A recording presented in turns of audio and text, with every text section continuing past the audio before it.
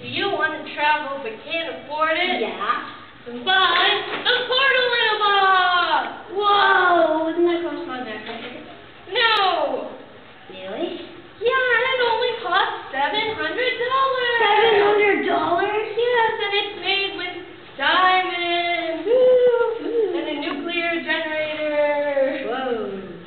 Yes, I know. Wouldn't that be a bit heavy?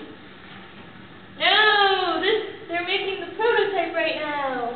Well then, if there's a prototype, then what's that? This is just for advertising. Okay. So if they're making the prototype right now, how am I supposed to buy it? Well, they'll send it to the past with our time-traveling machine in the future. Woo! What else is included? Well, you call, and the next second, you get free gum. Really? Not anymore. Thanks. But you can still buy the gum for $100. What a ripoff!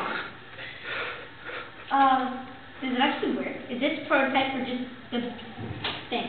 It actually works. Really? Let's try it out. Let's do it. This